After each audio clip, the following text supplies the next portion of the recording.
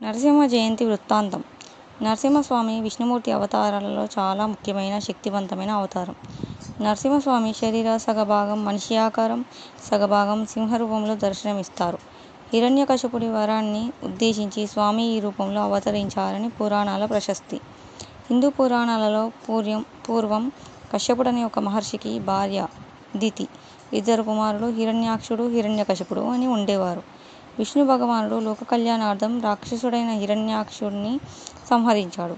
ఇది భరించలేని సోదరుడైన హిరణ్యకశిపుడు విష్ణుమూర్తితో వైరం పెంచుకున్నాడు. కోపోద్రిక్తుడైన హిరణ్యకశిపుడు తీవ్ర తపమునర్చి బ్రహ్మను ప్రత్యక్షం గావించుకున్నాడు. బ్రహ్మ వలన చావులేని వరం పొందిన హిరణ్యకశిపుడు అన్ని లోకాలను శాసించసాగాడు.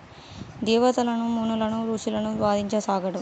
చివరికి దేవలోకంలో ఇంద్రునితో సహా అందరూ నిస్సహాయ స్థితిలో రాక్షసుల ఆగడాలను భరించసాగారు. ఆ సమయంలో హిరణ్యకశిపుని భార్యకు మగపిల్లవాడు ప్రహ్లాదునికి జన్మనిచ్చింది.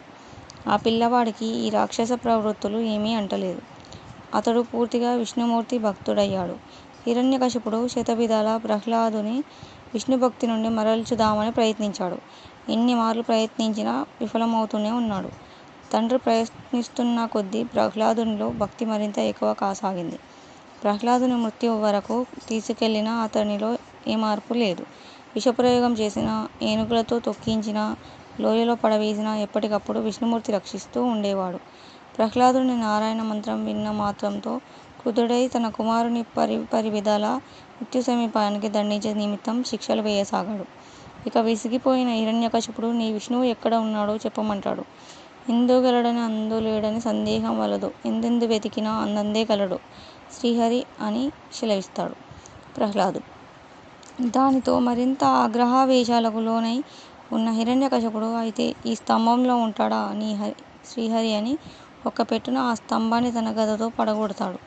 అంతే భయంకరాకారుడై తన తల సింహం రూపంలో, మొండెం మనిషి ఆకారంలో గర్జిస్తూ ఒక్క ఉదుటున ఆ రాక్షసుడిని తన తొడల మీద పరుండబెట్టి ఆయన వాడి గోళ్లతో అతని వక్షస్థలాన్ని చీల్చి చెండాడి హిరణ్యకశిపుడిని అంతమొందిస్తాడు.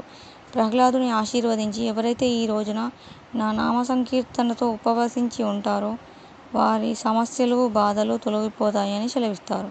కావున ఈ శుభదినాన్ని మనం అందరం నరసింహ జయంతిగా జరుపుకుంటున్నాం.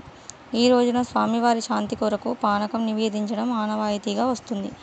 మనం భగవంతునికి పండ్లు, పూలు, దక్షిణ తాంబూలాలను భక్తితో సమర్పించుకోవాలి. మనం ఎంత సమర్పించాం, ఏమి సమర్పించాం అనే లౌకికమైన భావనల కంటే ముఖ్యమైనది మన హృదయాంజలి. మనసా వాచా కర్మణ స్వామికి ఏకాగ్ర చిత్తంతో ఆత్మనివేదనను మించిన పూజ లేదు. ఉగ్రం వీరం మహావిష్ణుం జ్వలంతం సర్వతోముఖం నృసింహం భీషణం భద్రం మృత్యుం నమామ్యహం.